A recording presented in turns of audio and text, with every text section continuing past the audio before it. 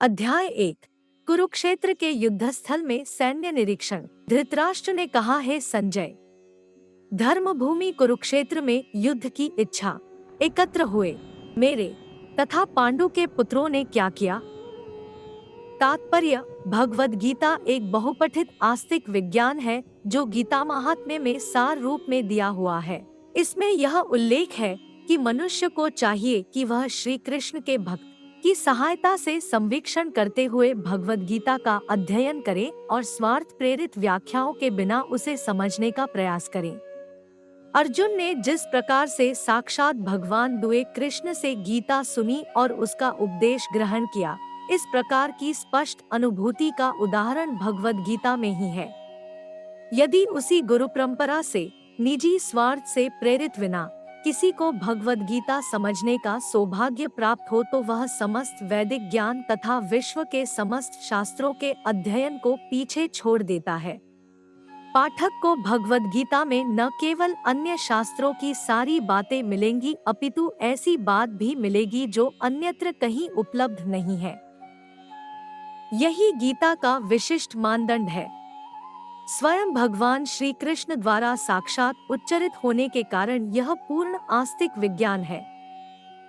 महाभारत में वर्णित धृतराष्ट्र तथा संजय की वार्ताएं इस महान दर्शन के मूल सिद्धांत का कार्य करती है। माना जाता है कि इस दर्शन की प्रस्तुति कुरुक्षेत्र के युद्धस्थल में हुई जो वैदिक युग से पवित्र तीर्थस्थल रहा है। इसका प्रवचन भगवान द्वारा मानव जाति के पथ प्रदर्शन हेतु तब किया गया जब वे इस लोक में स्वयं उपस्थित थे। धर्मक्षेत्र शब्द सार्थक है क्योंकि कुरुक्षेत्र के युद्धस्थल में अर्जुन के पक्ष में श्री भगवान स्वयं उपस्थित थे। कौरवों का पिता धृतराष्ट्र अपने पुत्रों की विजय की संभावना के विषय में अत्यधिक संदिग्ध था। आखिर इसी संदेह के कारण उसने अपने सचिव से पूछा। उन्होंने क्या किया? वह आश्वस्त था कि उसके पुत्र तथा उसके छोटे भाई पांडु के पुत्र कुरुक्षेत्र की युद्धभूमि में निर्णयात्मक संग्राम के लिए एकत्र हुए हैं। फिर भी उसकी जिज्ञासा सार्थक है। वह नहीं चाहता था कि भाइयों में कोई समझौता हो, अतः वह युद्धभूमि में अपने पुत्रों की नियति, भाग्य, भावी के विषय में आश्वस्त होना चाह रहा था। चूँकि इस युद्ध को कुरुक्षेत्र में लड़ा जाना था, जिसका उल्लेख वेदों में स्वर्ग के निवासियों के लिए भी तीर्थस्थल के रूप में हुआ है, अतः धृतराष्ट्र अत्यंत भयभीत था कि इस पवित्र स्थल का युद्ध के परिणाम पर न जाने कैसा प्रभाव पड़े। उसे भली भांति ज्ञात था कि इसका प्रभाव अर्जुन तथा पांडु के अन्य पुत्रों पर अत्यंत अनुकूल पड़ेगा क्योंकि स्वभाव से वे सभी पुण्यात्मा थे। संजय श्री व्यास का शिष्य था, अतः उनकी कृपा से संजय धृतराष्ट्र के कक्ष में बैठे बैठे कुरुक्षेत्र के युद्धस्थल का दर्शन कर सकता था। इसीलिए धृतराष्ट्र ने उससे युद्धस्थल की स्थिति के विषय में पूछा। पांडव तथा धृतराष्ट्र के पुत्र दोनों ही एक वंश से संबंधित हैं, किंतु यहाँ पर धृतराष्ट्र के वाक्य से उसके मनोभाव प्रकट होते हैं। उसने जानबूझकर अपने पुत्रों को कुरु कहा और पांडु के पुत्रों को वंश के उत्तराधिकार से विलग कर दिया। इस तरह पांडु के पुत्रों अर्थात अपने भतीजों के साथ धृतराष्ट्र की विशिष्ट मनस्थिति समझी जा सकती है। जिस प्रकार धान के खेत से अवांछित पौधों को उखाड़ दिया जाता है, उसी प्रकार इस कथा के आरंभ से ही ऐसी आशा की जाती है कि जहाँ धर्म के पिता श्री कृष्ण उपस्थित हो वहाँ कुरुक्षेत्र रूपी खेत में दुर्योधन आदि धृतराष्ट्र के पुत्र रूपी अवांछित पौधों को समूल नष्ट करके युधिष्ठिर आदि नितांत धार्मिक पुरुषों की स्थापना की जाएगी। यहाँ धर्मक्षेत्रे तथा कुरुक्षेत्रे शब्दों की उनकी ऐतिहासिक तथा वैदिक महत्ता के अतिरिक्त यही सार्थकता है। संजय ने कहा, हे राजन, पांडुपुत्रों द्वारा सेना की व्यूहरचना देखकर राजा दुर्योधन अपने गुरु के पास गया और उसने ये शब्द कहे। तात्पर्य: धृतराष्ट्र जन्म से अंधा था। दुर्भाग्यवश वह आध्यात्मिक दृष्टि से भी वंचित था। वह यह भी जानता था कि उसी के समान उसके पुत्र भी धर्म के मामले में अंधे हैं, और उसे विश्वास था कि वे पांडवों के साथ कभी भी समझौता नहीं कर पाएंगे क्योंकि पांचों पांडव जन्म से ही पवित्र थे। फिर भी उसे तीर्थस्थान के प्रभाव के विषय में संदेह था। इसीलिए संजय युद्धभूमि की स्थिति के विषय में उसके प्रश्न के मंतव्य को समझ गया। आता वह निराश राजा को प्रोत्साहित करना चाह रहा था। उसने उसे विश्वास दिलाया कि उसके पुत्र पवित्र स्थान के प्रभाव में आकर किसी प्रकार का समझौता करने नहीं जा रहे हैं। उसने राजा को बताया कि उसका पुत्र दुर्योधन पांडवों की सेना को देखकर तुरंत अपने सेनापति द्रोणाचार्य को वास्तविक स्थिति से अवगत कराने गया। यद्यपि दुर्योधन को राजा कहकर संबोधित किया गया है, तो भी स्थिति की गंभीरता के कारण उसे सेनापति के पास जाना पड़ा। अतएव दुर्योधन राजनीतिज्ञ बनने के लिए सर्वथा उपयुक्त था। किंतु जब उसने पांडवों की व्यूहरचना देखी तो उसका यह कूटनीतिक व्यवहार उसके भय को छिपा न पाया। हे आचार्य, पांडुपुत्रों की विशाल सेना को देखें, जिसे आपके बुद्धिमान शिष्य द्रुपद के पुत्र तात्पर्य परम राजनीतिज्ञ दुर्योधन महान ब्राह्मण सेनापति द्रोणाचार्य के दोषों को इंगित करना चाहता था। अर्जुन की पत्नी द्रौपदी के पिता राजा द्रुपद के साथ द्रोणाचार्य का कुछ राजनीतिक झगड़ा था। इस झगड़े के फलस्वरूप द्रुपद ने एक महान यज्ञ संपन्न किया, जिससे उसे एक ऐसा पुत्र प्राप्त होने का वरदान मिला जो द्रोणाचार्य का वध कर सके। द्रोणाचार्य इसे भली भांति जानता था, किंतु जब द्रुपद का पुत्र धृष्टद्युम्न युद्ध शिक्षा के लिए उसको सौंपा गया तो द्रोणाचार्य को उसे अपने सारे सैनिक रहस्य प्रदान करने में कोई झिझक नहीं हुई। अब धृष्टद्युम्न कुरुक्षेत्र की युद्धभूमि में पांडवों का पक्ष ले रहा था और उसने द्रोणाचार्य से जो कला सीखी थी उसी के आधार पर उसने यह व्यूहरचना की थी। दुर्योधन ने द्रोणाचार्य की इस दुर्बलता की ओर इंगित किया, जिससे वह युद्ध में सजग रहे और समझौता न करे। इसके द्वारा वह द्रोणाचार्य को यह भी बताना चाह रहा था कि कहीं वह अपने प्रिय शिष्य पांड्यों के प्रति युद्ध में उदारता न दिखावे थे। विशेष रूप से अर्जुन उसका अत्यंत प्रिय एवं तेजस्वी शिष्य था। दुर्योधन ने यह भी चेतावनी दी कि युद्ध में इस प्रकार की उदारता से हार हो सकती है। इस सेना में भीम तथा अर्जुन के समान युद्ध करने वाले अनेक वीर धनुर्धर हैं, यथा महारथी युयुधान, विराट तथा द्रुपद। तात्पर्य: यद्यपि युद्धकला में द्रोणाचार्य की महान शक्ति के समक्ष धृष्टद्युम्न महत्वपूर्ण बाधक नहीं था, किंतु ऐसे अनेक योद्धा थे जिनसे भय था। दुर्योधन इन्हें विजय पथ में अत्यंत वाचक बताता है, क्योंकि इनमें से प्रत्येक योद्धा भीम तथा अर्जुन के समान दुर्जेय था। उसे भीम तथा अर्जुन के बल का ज्ञान था, इसीलिए वह अन्यों की तुलना इन दोनों से करता है। इनके साथ ही वृषकेतु, चेकितान, काशीराज, पुरुजित, कुंतीभोज तथा शैव्य जैसे महान शक्तिशाली योद्धा भी है। पराक्रमी युधामन्यु, अत्यंत शक्तिशाली उत्तमौजा, सुभद्रा का पुत्र तथा द्रौपदी के पुत्र, ये सभी महारथी है। किंतु हे ब्राह्मण श्रेष्ठ, आपकी सूचना के लिए मैं अपनी सेना के उन नायकों के विषय में बताना चाहूँगा जो मेरी सेना को संचालित करने में विशेष रूप से निपुण हैं। मेरी सेना में स्वयं आप, भीष्म, कर्ण, कृपाचार्य, अश्वत्थामा, विकर्ण तथा सोमदत्त का पुत्र भूरिश्रवा आदि हैं, जो युद्ध में सदैव विजयी रहे हैं। तात्पर्य: दुर्योधन उन अद्वितीय युद्धवीरों का उल्लेख करता है जो सदैव विजयी होते रहे हैं। विकर्ण दुर्योधन का भाई है, अश्वत्थामा द्रोणाचार्य का पुत्र है और सोमदत्ती या भूरिश्रवा वाहलिकों के राजा का पुत्र है। कर्ण अर्जुन का आधा भाई है, क्योंकि वह कुंती के गर्भ से राजा पांडु के साथ विवाहित होने के पूर्व उत्पन्न हुआ था। कृपाचार्य की जुड़वा बहन द्रोणाचार्य को व्याही थी। ऐसे अन्य अनेक वीर भी हैं जो मेरे लिए अपना जीवन त्याग करने के लिए उद्यत है। वे विविध प्रकार के हथियारों से सुसज्जित हैं और युद्ध विद्या में निपुण हैं। तात्पर्य: जहाँ तक अन्यों का यथा जयद्रथ, कृतवर्मा तथा शल्य का संबंध है, वे सब दुर्योधन के लिए अपने प्राणों की आहुति देने के लिए तैयार रहते थे। दूसरे शब्दों में यह पूर्व निश्चित है कि वे अब पापी दुर्योधन के दल में सम्मिलित होने के कारण कुरुक्षेत्र के युद्ध में मारे जाएंगे। निस्संदेह अपने मित्रों की संयुक्त शक्ति के कारण दुर्योधन अपनी विजय के प्रति आश्वस्त था।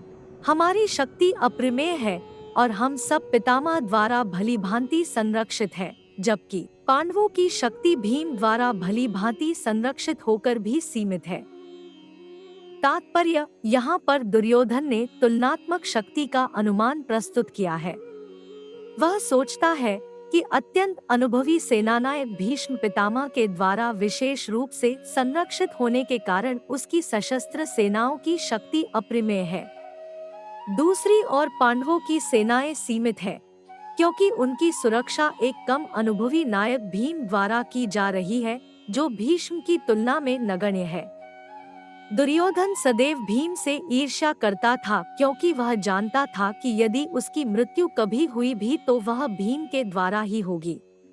किंतु साथ ही उसे दृढ़ विश्वास था कि भीष्म की उपस्थिति में उसकी विजय निश्चित है, क्योंकि भीष्म कहीं अधिक उत्कृष्ट सेनापति है। वह युद्ध में विजयी होगा, यह उसका दृढ़ निश्चय था। अतएव सैन्य व्यूह में अपने अपने मोर्चों पर खड़े रहकर आप सभी भीष्म पितामह को पूरी सहायता दें। तात्पर्य, भीष्म पितामह के शीर्य की प्रशंसा करने के बाद दुर्योधन ने सोचा कि कहीं अन्य योद्धा यह न समझ ले कि उन्हें कम महत्व दिया जा रहा है, अतः दुर्योधन ने अपने सहज कूटनीतिक ढंग से स्थिति संभालने के उद्देश्य से उपर्युक्त शब्द कहे।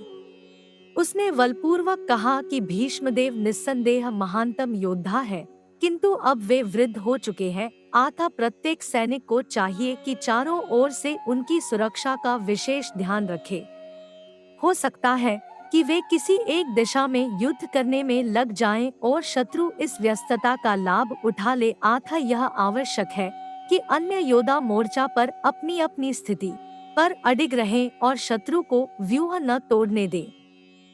दुर्योधन को पूर्ण विश्वास था कि कुरुओं की विजय भीष्मदेव की उपस्थिति पर निर्भर है।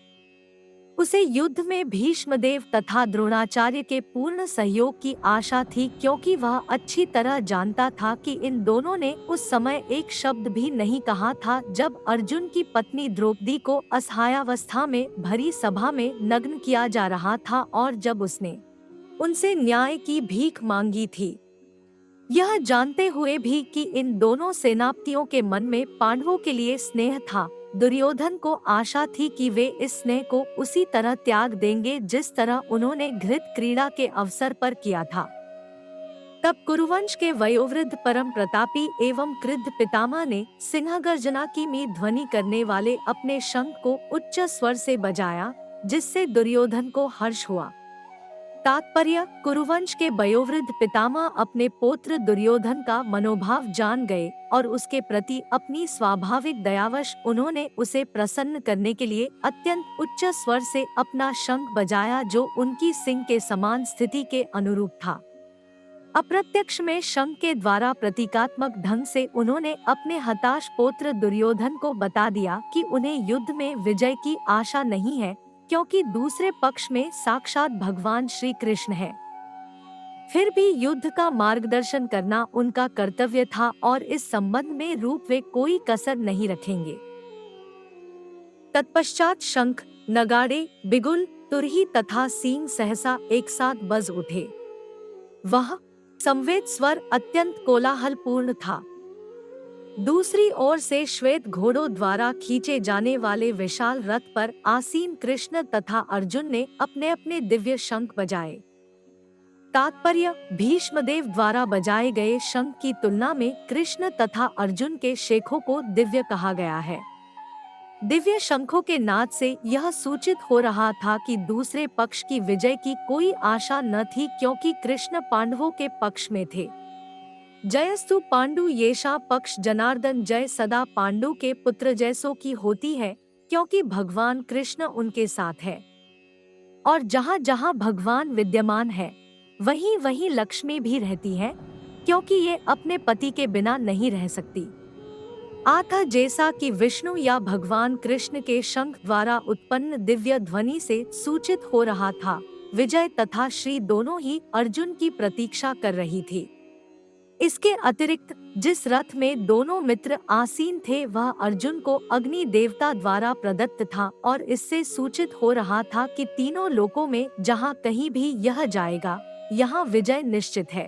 भगवान कृष्ण ने अपना पांचजन्य शंख बजाया, अर्जुन ने देवदत्त शंख तथा अतिभोजी एवं अतिमानवीय कार्य करने वाले भीम ने पौंड्र नामक भयंकर शंख बजाया। तात्पर्य, इस श्लोक में भगवान कृष्ण को ऋषिकेश कहा गया है क्योंकि वे ही समस्त इंद्रियों के स्वामी हैं।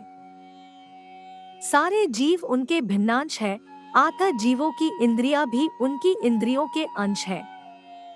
चूँकि निर्विशेषवादी जीवों की इंद्रियों का कारण बताने में असमर्थ है, इसीलिए वे जीवों को इंद्रिय रहित या निर्विशेष कहने के लिए उत्सुक रहते हैं। भगवान समस्त जीवों के हृदयों में स्थित होकर उनकी इंद्रियों का निर्देशन करते हैं, किंतु वे इस तरह निर्देशन करते हैं कि जीव उनकी शरण ग्रहण कर ले, और विशुद्ध भक्त की इंद्रियों का तो वे प्रत्यक्ष निर्देशन करते हैं। यहाँ कुरुक्षेत्र की युद्ध भूमि में भगवान कृष्ण अर्जुन की दिव्य इंद्रियों का निर्देशन करते हैं, इसीलिए उनको ऋषिकेश कहा गया है। भगवान के विविध कार्यों के अनुसार उनके भिन्न भिन्न नाम है। उदाहरणार्थ, इनका एक नाम मधुसूदन है क्योंकि उन्होंने मधु नाम के असुर को मारा था। वे गावों तथा इंद्रियों को आनंद देने के कारण गोविंद कहलाते हैं। वसुदेव के पुत्र होने के कारण इनका नाम वासुदेव है। देवकी को माता रूप में स्वीकार करने के कारण इनका नाम देवकी नंदन है। वृंदावन में यशोदा के साथ बाल लीलाएं करने के कारण ये यशोदानंदन है। अपने मित्र अर्जुन का सारथी बनने के कारण पार्थ सारथी है। इसी प्रकार उनका एक नाम ऋषिकेश है क्योंकि उन्होंने कुरुक्षेत्र के पुखस्थल में अर्जुन का निर्देशन किया। इस श्लोक में अर्जुन को धनंजय कहा गया है क्योंकि जब इनके बड़े भाई को विभिन्न यज्ञ संपन्न करने के लिए धन की आवश्यकता हुई थी तो उसे प्राप्त करने में इन्होंने सहायता की थी। इसी प्रकार भीम वृकोदर कहलाते हैं क्योंकि जैसे वे अधिक खाते हैं उसी प्रकार वे अतिमानवीय कार्य करने वाले हैं, जैसे हिडिंबासुर का वध। आता पांडवों के पक्ष में श्री कृष्ण इत्यादि विभिन्न व्यक्तियों द्वारा विशेष प्रकार के शंखों का बजाया जाना युद्ध करने वाले सैनिकों के लिए अत्यंत प्रेरणाप्रद था। विपक्ष में ऐसा कुछ न था, न तो परम निदेशक भगवान कृष्ण थे, न ही भाग्य की देवी श्री थी। आता युद्ध में उनकी पराजय पूर्व निश्चित थी। शंखों की ध्वनि मानो यही संदेश दे रही थी। हे राजन, कुंती पुत्र राजा युधिष्ठिर ने अपना अनंत विजय नामक शंख बजाया तथा नकुल और सहदेव ने सुघोष एवं मणिपुष्पक शंख बजाए। महान धनुर्धर काशीराज, परम योद्धा शिखंडी, धृष्टद्युम्न, विराट, अजय सात्यकी, द्रुपद, द्रौपदी के पुत्र तथा सुभद्रा के महाबाहु पुत्र आदि सबों ने अपने अपने शंख बजाए। तात्पर्य, संजय ने राजा धृतराष्ट्र को अत्यंत चतुराई से यह बताया कि पांडु के पुत्रों को धोखा देने तथा राज्य सिंहासन पर अपने पुत्रों को आसीन कराने की यह अविवेकपूर्ण नीति श्लाघनीय नहीं थी। लक्षणों से पहले से ही यह सूचित हो रहा था कि इस महायुद्ध में सारा कुरुवंश मारा जाएगा। भीष्म पितामह से लेकर अभिमन्यु तथा अन्य पोत्रों तक विश्व के अनेक देशों के राजाओं समेत उपस्थित सारे के सारे लोगों का विनाश निश्चित था। यह सारी दुर्घटना राजा धृतराष्ट्र के कारण होने जा रही थी क्योंकि उसने अपने पुत्रों की कुनीति को प्रोत्साहन दिया था। इन विभिन्न शंखों की ध्वनि कोलाहलपूर्ण बन गई जो आकाश तथा पृथ्वी को शब्दायमान करती हुई धृतराष्ट्र के पुत्रों के हृदयों को विदीर्ण करने लगी। तात्पर्य, जब भीष्म तथा दुर्योधन के पक्ष के अन्य वीरों ने अपने अपने शंख बजाए तो पांडवों के हृदय विदीर्ण नहीं हुए। ऐसी घटनाओं का वर्णन नहीं मिलता, किंतु इस विशिष्ट श्लोक में कहा गया है कि पांडव पक्ष के शंखनाद से धृतराष्ट्र के पुत्रों के हृदय विदीर्ण हो गए। इसका कारण स्वयं पांडव और भगवान कृष्ण में उनका विश्वास है। परमेश्वर की शरण ग्रहण करने वाले को किसी प्रकार का भय नहीं रह जाता, चाहे वह कितनी ही विपत्ति में क्यों न हो। उस समय हनुमान से अंकित ध्वजा लगे रथ पर आसीन पांडुपुत्र अर्जुन अपना धनुष उठाकर तीर चलाने के लिए उद्यत हुआ। हे राजन, धृतराष्ट्र के पुत्रों को व्यूह में खड़ा देखकर अर्जुन ने श्री कृष्ण से ये वचन कहे। तात्पर्य: युद्ध प्रारंभ होने ही वाला था। उपर्युक्त कथन से ज्ञात होता है कि पांडवों की सेना की अप्रत्याशित व्यवस्था से धृतराष्ट्र के पुत्र बहुत कुछ निरुत्साहित थे, क्योंकि युद्धभूमि में पांडवों का निर्देशन भगवान कृष्ण के आदेशानुसार हो रहा था। अर्जुन की ध्वजा पर हनुमान का चिन्ह भी विजय का सूचक है, क्योंकि हनुमान ने राम तथा रावण युद्ध में राम की सहायता की थी, जिससे राम विजयी हुए थे। इस समय अर्जुन की सहायता के लिए उनके रथ पर राम तथा हनुमान दोनों उपस्थित थे। भगवान कृष्ण साक्षात राम है, और जहाँ भी राम रहते हैं वहाँ उनका नित्य सेवक हनुमान होता है, तथा उनकी नित्य संगिनी वैभव की देवी सीता उपस्थित रहती है। अतः अर्जुन के लिए किसी भी शत्रु से भय का कोई कारण नहीं था। इससे भी अधिक इंद्रियों के स्वामी भगवान कृष्ण निर्देश देने के लिए साक्षात उपस्थित थे। इस प्रकार अर्जुन को युद्ध करने के मामले में सारा सत्परामर्श प्राप्त था। ऐसी स्थितियों में जिनकी व्यवस्था भगवान ने अपने शाश्वत भक्त के लिए की थी, निश्चित विजय के लक्षण स्पष्ट थे। अर्जुन ने कहा, हे अच्युत, कृपा करके मेरा रथ दोनों सेनाओं के बीच ले चले, जिससे मैं यहाँ उपस्थित युद्ध की अभिलाषा रखने वालों को और शस्त्रों की इस महान परीक्षा में जिनसे मुझे संघर्ष करना है, उन्हें देख सकूं। तात्पर्य: यद्यपि श्री कृष्ण साक्षात श्री भगवान है, किंतु वे अहेतुकी कृपावश अपने मित्र की सेवा में लगे हुए थे। वे अपने भक्तों पर स्नेह दिखाने में कभी नहीं चूकते, इसीलिए अर्जुन ने उन्हें अच्युत कहा है। सारथी रूप में उन्हें अर्जुन की आज्ञा का पालन करना था और उन्होंने इसमें कोई संकोच नहीं किया, अतः उन्हें अच्युत कहकर संबोधित किया गया है। यद्यपि उन्होंने अपने भक्त का सारथी पद स्वीकार किया था, किंतु इससे उनकी परम स्थिति अक्षुण्ण बनी रही। प्रत्येक परिस्थिति में ये इंद्रियों के स्वामी श्री भगवान ऋषिकेश हैं। भगवान तथा उनके सेवक का संबंध अत्यंत मधुर एवं दिव्य होता है। सेवक स्वामी की सेवा करने के लिए सदैव उद्यत रहता है और भगवान भी भक्त की कुछ न कुछ सेवा करने की कोशिश में रहते हैं। वे इसमें विशेष आनंद का अनुभव करते हैं कि वे स्वयं आज्ञादाता न बने, अपितु उनके शुद्ध भक्त उन्हें आज्ञा दे। चूँकि वे स्वामी हैं, अतः सभी लोग उनके आज्ञापालक हैं और उनके ऊपर उनको आज्ञा देने वाला कोई नहीं है। किंतु जब वे देखते हैं कि उनका शुद्ध भक्त आज्ञा दे रहा है, तो उन्हें दिव्य आनंद मिलता है, यद्यपि वे समस्त परिस्थितियों में अच्युत रहने वाले हैं। भगवान का शुद्ध भक्त होने के कारण अर्जुन को अपने बंधु बांधवों से युद्ध करने की तनिक भी इच्छा न थी, किंतु दुर्योधन द्वारा शांतिपूर्ण समझौता न करके हठधर्मिता पर उतारू होने के कारण उसे युद्धभूमि में आना पड़ा। अतः वह यह जानने के लिए अत्यंत उत्सुक था कि युद्धभूमि में कौन कौन से अग्रणी व्यक्ति उपस्थित है।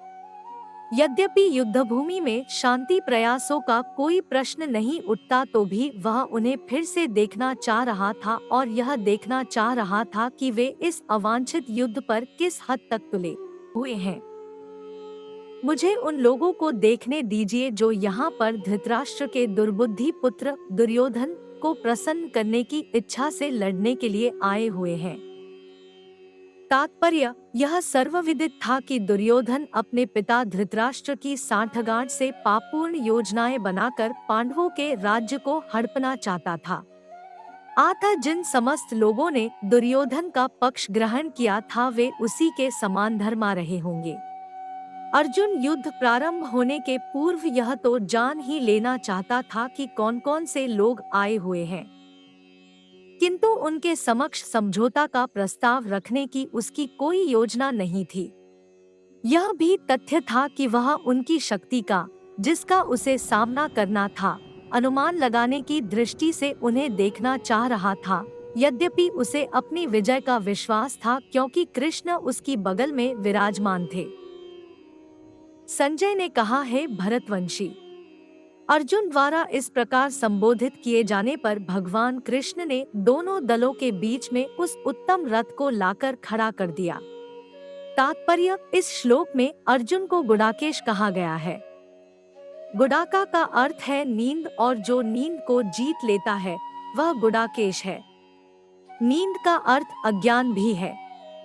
अतः अर्जुन ने कृष्ण की मित्रता के कारण नींद तथा अज्ञान दोनों पर विजय प्राप्त की थी। कृष्ण के भक्त के रूप में वह कृष्ण को क्षण भर भी नहीं भुला पाया, क्योंकि भक्त का स्वभाव ही ऐसा होता है। यहाँ तक कि चलते अथवा सोते हुए भी कृष्ण के नाम, रूप, गुणों तथा लीलाओं के चिंतन से भक्त कभी मुक्त नहीं रह सकता। अतः कृष्ण का भक्त उनका निरंतर चिंतन करते हुए नींद तथा अज्ञान दोनों को जीत सकता है। इसी को कृष्ण भावनामृत या समाधि कहते हैं।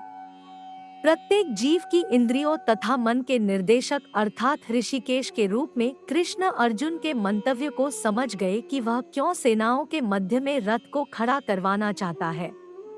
अतः उन्होंने वैसा ही किया और फिर वे इस प्रकार बोले। भीष्म, द्रोण तथा विश्व भर के अन्य समस्त राजाओं के सामने भगवान ने कहा कि हे पार्थ, यहाँ पर एकत्र सारे कुरुओं को देखो। तात्पर्य, समस्त जीवों के परमात्मा स्वरूप भगवान कृष्ण यह जानते थे कि अर्जुन के मन में क्या बीत रहा है। इस प्रसंग में ऋषिकेश शब्द का प्रयोग सूचित करता है कि ये सब कुछ जानते थे। इसी प्रकार पार्थ शब्द अर्थात पृथा या कुंतीपुत्र भी अर्जुन के लिए प्रयुक्त होने के कारण महत्वपूर्ण है। मित्र के रूप में वे अर्जुन को बता देना चाहते थे कि चूंकि अर्जुन उनके पिता वसुदेव की बहन पृथा का पुत्र था, इसीलिए उन्होंने अर्जुन का सारथी बनना स्वीकार किया था। किंतु जब उन्होंने अर्जुन से कुरुओं को देखो कहा तो इससे उनका क्या अभिप्राय था? क्या अर्जुन वहीं पर रुककर युद्ध करना नहीं चाहता था? कृष्ण को अपनी बुआ पृथा के पुत्र से कभी भी ऐसी आशा नहीं थी। इस प्रकार से कृष्ण ने अपने मित्र की मनस्थिति की पूर्व सूचना परिहासवश दी है। अर्जुन ने वहां पर दोनों पक्षों की सेनाओं के मध्य में अपने चाचाताओं, पितामहों, गुरुओं, मामाओं, भाइयों, पुत्रों, पात्रों, मित्रों, ससुरों और शुभचिंतकों को भी देखा। तात्पर्य, अर्जुन युद्धभूमि में अपने सभी संबंधियों को देख सका। वह अपने पिता के समकालीन भूरिश्रवा जैसे व्यक्तियों, भीष्म तथा सोमदत्त जैसे पितामहों, द्रोणाचार्य तथा कृपाचार्य जैसे गुरुओं, शल्य तथा शकुनी जैसे मामाओं, दुर्योधन जैसे भाइयों, लक्ष्मण जैसे पुत्रों, अश्वत्थामा जैसे मित्रों एवं कृतवर्मा जैसे शुभचिंतकों को देख सका। वह उन सेनाओं को भी देख सका जिनमें उसके अनेक मित्र थे।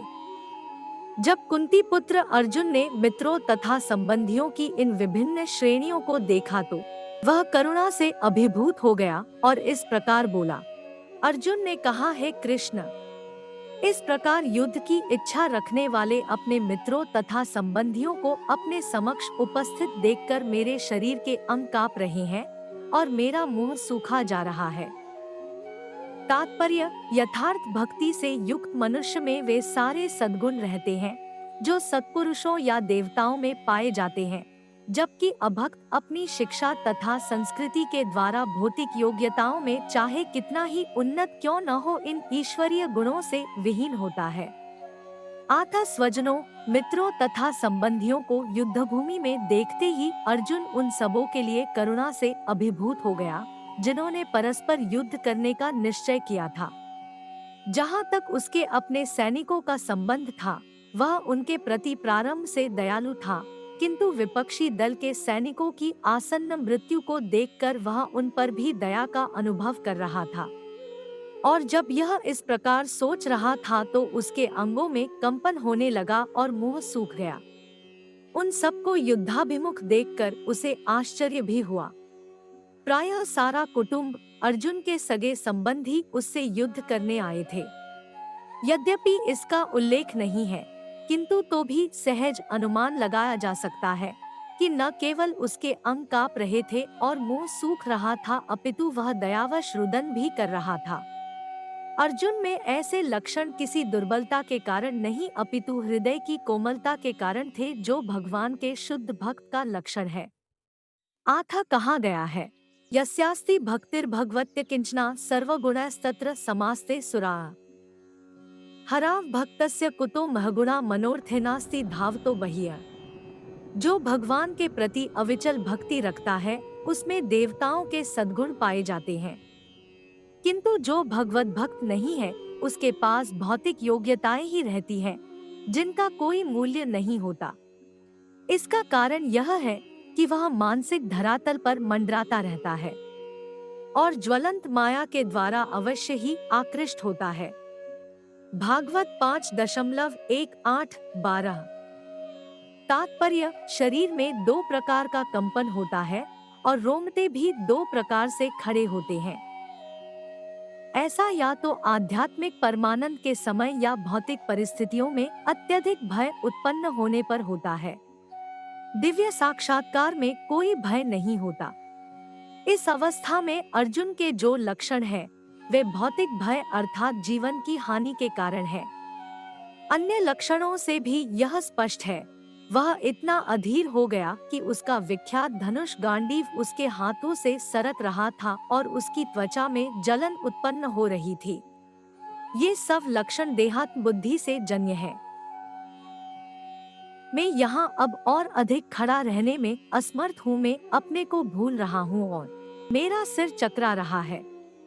हे कृष्ण, मुझे तो केवल अमंगल के कारण दिख रहे हैं। तात्पर्य: अपने अधैर्य के कारण अर्जुन युद्धभूमि में खड़ा रहने में असमर्थ था और अपने मन की इस दुर्बलता के कारण उसे आत्मविस्मृति हो रही थी। भौतिक वस्तुओं के प्रति अत्यधिक आसक्ति के कारण मनुष्य ऐसी मोहमयी स्थिति में पड़ जाता है। भयं द्वितीयाभिनिवेशतः स्यात्। भागवत 11 फरवरी 1937। ऐसा भय तथा मानसिक असंतुलन उन व्यक्तियों में उत्पन्न होता है जो भौतिक परिस्थितियों से ग्रस्त होते हैं। अर्जुन को युद्धभूमि में केवल दुखदायी पराजय की प्रतीति हो रही थी, वह शत्रु पर विजय पाकर भी सुखी नहीं होगा। निमित्तानि विपरीतानि शब्द महत्वपूर्ण है। जब मनुष्य को अपनी आशाओं में केवल निराशा दिखती है, तो वह सोचता है, मैं यहाँ क्यों हूँ। प्रत्येक प्राणी अपने में तथा अपने स्वार्थ में रुचि रखता है, किसी की भी परमात्मा में रुचि नहीं होती। कृष्ण की इच्छा से अर्जुन अपने स्वार्थ के प्रति अज्ञान दिखा रहा है। मनुष्य का वास्तविक स्वार्थ तो विष्णु या कृष्ण में निहित है। बद्ध जीव इसे भूल जाता है, इसीलिए उसे भौतिक कष्ट उठाने पड़ते हैं। अर्जुन ने सोचा कि उसकी विजय केवल उसके शोक का कारण बन सकती है। करना चाहता है, आता भगवदिच्छा होने पर वह भगवान की सेवा के लिए सारे ऐश्वर्य स्वीकार कर सकता है, किंतु यदि भगवदिच्छा न हो तो वह एक ऐसा भी ग्रहण नहीं करता। अर्जुन अपने संबंधियों को मारना नहीं चाह रहा था और यदि उनको मारने की आवश्यकता हो तो अर्जुन की इच्छा थी कि कृष्ण स्वयं उनका वध करे। इस समय उसे यह पता नहीं है कि कृष्ण उन सर्वों को युद्धभूमि में आने के पूर्व ही मार चुके हैं और अब उसे निमित्त मात्र बनना है। इसका उद्घाटन अगले अध्यायों में होगा। भगवान का असली भक्त होने के कारण अर्जुन अपने अत्याचारी बंधुबांधवों से प्रतिशोध नहीं लेना चाहता था, किंतु यह तो भगवान की योजना थी कि सबका वध हो।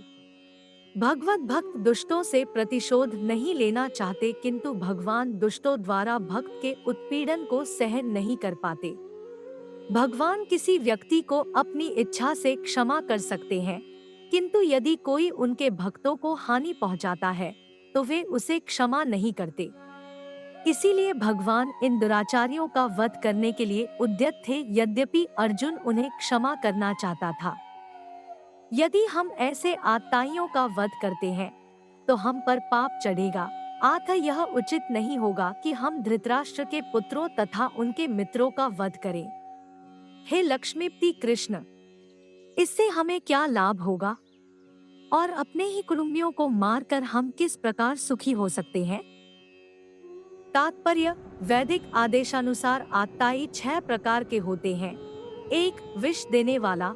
2. घर में अग्नि लगाने वाला। 3. घातक हथियार से आक्रमण करने वाला। 4. धन लूटने वाला। 5. दूसरे की भूमि हड़पने वाला तथा 6. पराई स्त्री का अपहरण करने वाला। ऐसे आतताइयों का तुरंत वध कर देना चाहिए, क्योंकि इनके वध से कोई पाप नहीं लगता। आतताइयों का इस तरह वध करना किसी सामान्य व्यक्ति को शोभा दे सकता है, किंतु अर्जुन कोई सामान्य व्यक्ति नहीं है। वह स्वभाव से साधु है, अतः वह उनके साथ साधुवत व्यवहार करना चाहता था। किंतु इस प्रकार का व्यवहार क्षत्रिय के लिए उपयुक्त नहीं है। यद्यपि राज्य के प्रशासन के लिए उत्तरदायी व्यक्ति को साधु प्रकृति का होना चाहिए, किंतु उसे कायर नहीं होना चाहिए। उदाहरणार्थ, भगवान राम इतने साधु कि आज भी लोग रामराज्य में रहना चाहते हैं, किंतु उन्होंने कभी कायरता प्रदर्शित नहीं की। रावण आतताई था, क्योंकि वह राम की पत्नी सीता का अपहरण करके ले गया था, किंतु राम ने उसे ऐसा पाठ पढ़ाया जो विश्व इतिहास में बेजोड़ है। अर्जुन के प्रसंग में विशिष्ट प्रकार के आतताइयों से भेंट होती है। ये है उसके निजी पितामह, आचार्य, मित्र, पुत्र, पौत्र इत्यादि। इसलिए अर्जुन ने विचार किया कि उनके प्रति यह सामान्य आतताइयों जैसा कटु व्यवहार न करे। इसके अतिरिक्त साधु पुरुषों को तो क्षमा करने की सलाह दी जाती है। साधु पुरुषों के लिए ऐसे आदेश किसी राजनीतिक आपातकाल से अधिक महत्व रखते हैं। इसलिए अर्जुन ने विचार किया कि राजनीतिक कारणों से स्वजनों का वध करने की अपेक्षा धर्म तथा सदाचार की दृष्टि से उन्हें क्षमा कर देना श्रेयस्कर होगा। आता क्षणिक शारीरिक सुख के लिए इस तरह बंद करना लाभप्रद नहीं होगा। अंततः जब सारा राज्य तथा उससे प्राप्त सुख स्थायी नहीं है, तो फिर अपने स्वजनों को मारकर वह अपने ही जीवन तथा शाश्वत मुक्ति को संकट में क्यों डाले? अर्जुन द्वारा कृष्ण को माधव अथवा लक्ष्मीपति के रूप में संबोधित करना भी सार्थक है। यह लक्ष्मीपति कृष्ण को यह बताना चाह रहा था कि वे उसे ऐसा काम करने के लिए प्रेरित न करें जिससे अनिष्ट हो। किंतु कृष्ण कभी भी किसी का अनिष्ट नहीं चाहते। भक्तों का तो कदापि न है जनार्दन। यद्यपि लोभ से अभिभूत चित्त वाले ये लोग अपने परिवार को मारने या अपने मित्रों से द्रोह करने में कोई दोष नहीं देखते, किंतु हम लोग जो परिवार के विनष्ट करने में अपराध देख सकते हैं, ऐसे पापकर्मों में क्यों प्रवृत्त हो? तात्पर्य: क्षत्रिय से यह आशा नहीं की जाती कि वह अपने विपक्षी दल द्वारा युद्ध करने या जुआ खेलने का आमंत्रण दिए जाने पर मना करे। ऐसी अनिवार्यता में अर्जुन लड़ने से नकार नहीं सकता, क्योंकि उसको दुर्योधन के दल ने ललकारा था। इस प्रसंग में अर्जुन ने विचार किया कि हो सकता है कि दूसरा पक्ष इस ललकार के परिणामों के प्रति अनभिज्ञ हो, किंतु अर्जुन को तो दुष्परिणाम दिखाई पड़ रहे थे, अतः वह इस ललकार को स्वीकार नहीं कर सकता।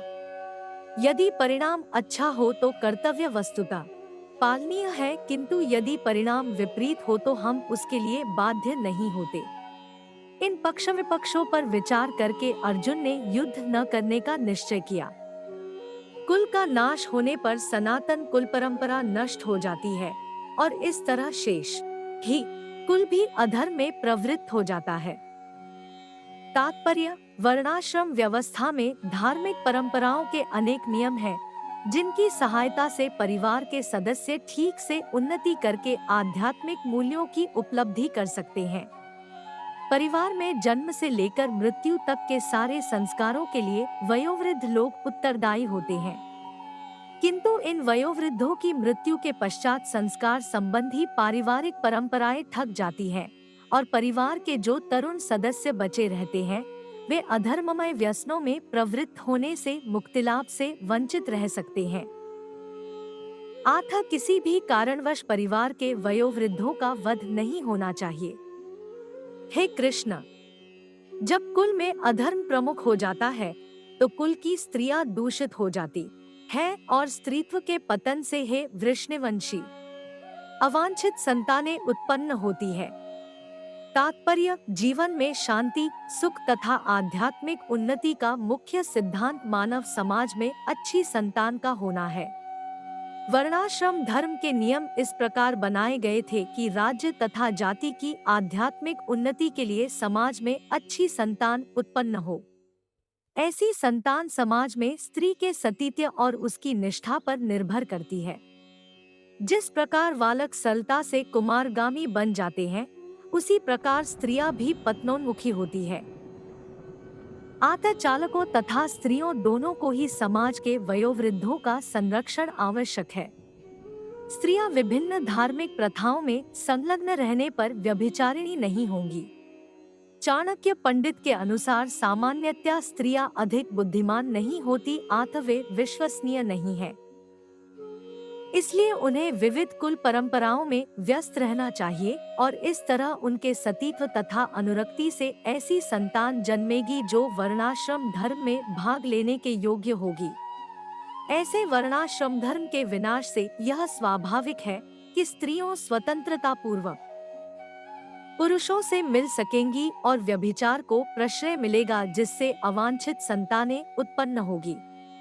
निठल्ले लोग भी समाज में व्यभिचार को प्रेरित करते हैं और इस तरह अवांछित बच्चों की बाढ़ आ जाती है, जिससे मानव जाति पर युद्ध और महामारी का संकट छा जाता है। अवांछित संतानों की वृद्धि से निश्चय ही परिवार के लिए तथा पारिवारिक परंपरा को विनष्ट करने वालों के लिए नारकीय जीवन उत्पन्न होता है। ऐसे पतित कुलों के पुरखे पितर लोग गिर जाते हैं, क्योंकि उन्हें जल तथा पिंड दान देने की क्रियाएं समाप्त हो जाती है।